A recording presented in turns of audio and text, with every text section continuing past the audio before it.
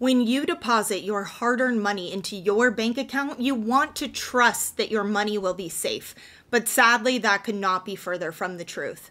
Right now, banks across America are gambling with your money to make a profit to fill their pockets with little to no oversight and no safety net in place for when their bets don't pan out. But it's your money that's at risk, so what do they care?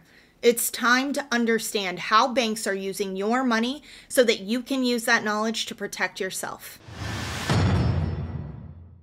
Hi everyone, I'm Taylor Kenny with ITM Trading. With another bank failure in the news, it's no wonder that people are terrified to trust banks and keep their money in the system. In order to best understand how you can protect yourself and make sure that you're not left with nothing when it all comes crashing down, it's important to first know what banks actually do with your money once you deposit it. I also want to start out by saying that banks are not on your side. They are not inherently evil, but they're also not designed to help you, which is a common misconception that I keep hearing from friends and family. Banks are for-profit corporations, and they are obligated to make a profit, not to act in your best interest. I just want to make sure that that is top of mind and that you're viewing everything from that lens as we go through what they do with your money once it leaves your hands and is entrusted with them. Let me ask you a question. Why do banks offer interest on deposits? Doesn't really make sense when you think about it, right? They are offering to keep your money safe, so you'd think that they would really be charging you a fee for that service instead of offering you incentives and sign-up bonuses and interest, even however small it might be. This is because banks need your deposits. They need your money in order to make their money. When you deposit money into a bank, it doesn't sit there safely the way that you might think. By depositing your money, you're relinquishing control of it. Banks will take your deposit and use it to create a loan. By lending out your money and charging interest on it, that's how banks are making money. The more deposits that they have, the more loans they can create and the more profit they will turn. Before we get into the details of how that works, I'm sure you're wondering, well, what does that mean? How is that possible? I see that my balance is there. I see my money hasn't left my account. And this is because banks use something called a fractional reserve system. This means that they only keep a fraction of the total deposits on hand, assuming that this smaller amount will be enough to cover whatever withdrawal requests might come up. You might have heard of the 10% rule. 10% of all total deposits was the fractional reserve amount that banks making over a certain amount or had a certain amount of deposits had to keep on hand. Now, this was true up until 2020. The Federal Reserve reduced the minimum fractional amount to 0%. Yes, you heard me correctly, 0%. There was no minimum amount of deposits required for banks to keep on hand. This might sound shocking to you. It was absolutely shocking for me to discover. And of course, it was something that you and I have no say over because it was dictated solely by the Board of Governors of the Federal Reserve. This essentially destroyed whatever small safety net might have been there to begin with, and it wasn't even enough originally. As of the end of last year, JP Morgan and Bank of America combined had just over $4 trillion worth of deposits. Do you know how much they had on hand? 2%. 2%. They kept 2% of total deposits to cover any and all withdrawals that might come up. I don't know about you, but it doesn't sound like enough to me. And this is really important too for everyone sitting out there thinking, well, maybe small banks are the problem. There's safety in larger banks, right? The banks that are too big to fail.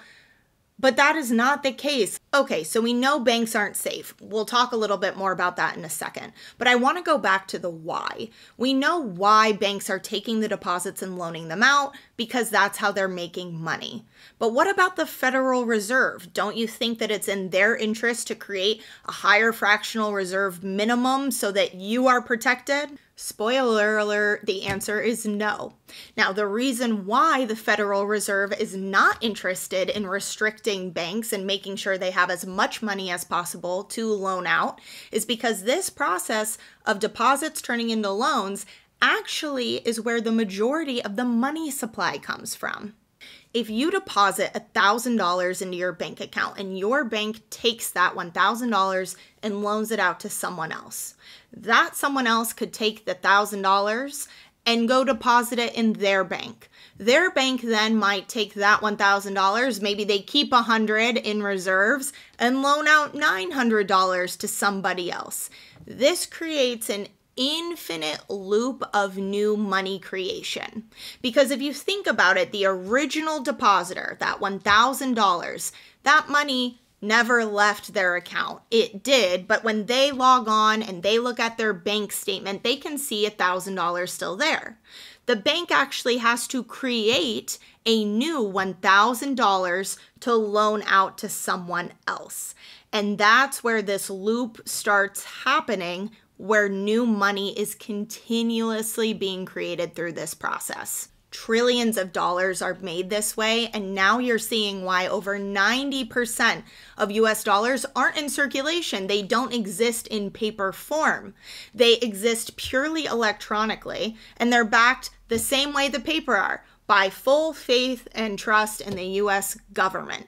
And this is why it's so important to understand the difference between a fiat currency and a real tangible asset like gold. Now, in theory, this currency creation practice is positive because it helps the economy grow. But we've run into real problems when banks are forced to sell off assets at a loss to cover the withdrawal requests that are coming in. And it's even compounded more when banks are making risky decisions with their money. We know from the 5 bank failures and counting that have happened this year alone that we have a real problem with banks who are over leveraged. And this goes beyond the deposit and loan scenario that I just laid out. One of the main problems is banks focus on short-term gains. While historically the cycle of deposit and lending was focused on long-term secure lending, banks are now in favor of short-term high-risk bets in an effort to create more profit quickly. Derivatives, or as Warren Buffett calls them, financial weapons of mass destruction, play a huge part in this as well. This is hard to explain quickly, but imagine a financial contract that's based on the value of an underlying asset. This asset can be anything. It can be a house, student loan debt, you name it, even, get this, another derivative. Speculative derivatives rely on how much an asset is going to increase or decrease, and the gains or the losses are absolutely huge. As more derivatives begin to be built on existing derivatives, it is an exponential creation of risk and leverage. So while much could be stood to be gained from these derivatives, it could be an absolute explosion, a chain reaction. If one thing goes wrong and they all unwind together, the losses could be significant and in numbers that we actually don't even know and understand because so much of it is still a big guessing game. These are considered high risk, and with the lack of reserves combined with all of this over leveraging, the risk to you, the depositor, to lose all of your money through your bank has never been greater. And I know someone out there is going to say, okay, so what? So your bank doesn't have money to cover it. But if anything goes wrong with your bank, that's where the FDIC will come in.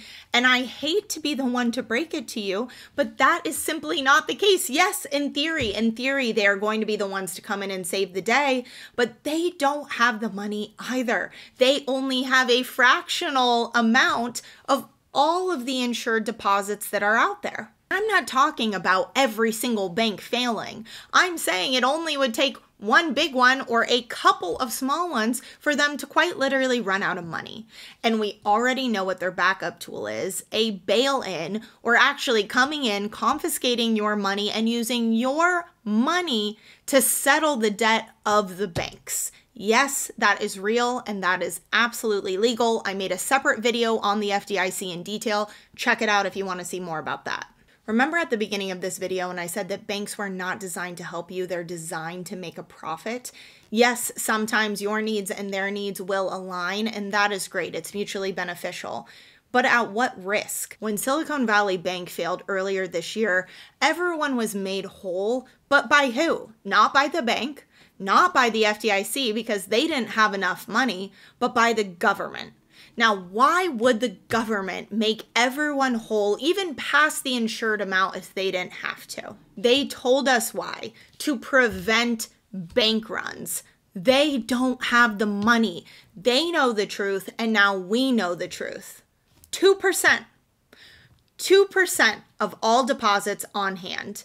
They need to keep your deposits in the bank. What's a couple $100 billion to keep the machine running versus risking a slowdown, or that people might realize that banks aren't safe? Because the second that happens, truly the second that happens, it all comes crashing down. More and more people are realizing this, and I hope more than anything that you have the confidence now to not be manipulated by a bank that doesn't care about you outside of what profit you will bring them. It could cost you everything. Instead, I sincerely hope that you will consider putting your money outside of the system where you have control over it, and not everything is a contract with counterparty risk. Now, of course, you have to do what's best for you always and make your own informed decisions. That's merely why I'm here, is to make sure that we all see and understand what's going on. This is why I personally hold gold and hold silver, not only because I know it's going to retain its value during these turbulent times, unlike the US dollar, we all see what's going on there, but I also can rest easy. I can sleep at night knowing that my wealth is protected. I want the same for you. If you're interested in learning more, click the link below in the description, get a strategy in place today, and take your power back. Also, if you know someone who thinks that banks are there to help, please share, like this video, help spread the word. Everything helps because there are strength in numbers. And like we just went over, they need us. They need our deposits. So every time we make a choice to keep our wealth outside of the system, it is hurting them, not us. As always, I'm Taylor Kenny with ITM Trading, breaking down financial topics so that we can learn and grow together. Thank you so much. Until next time.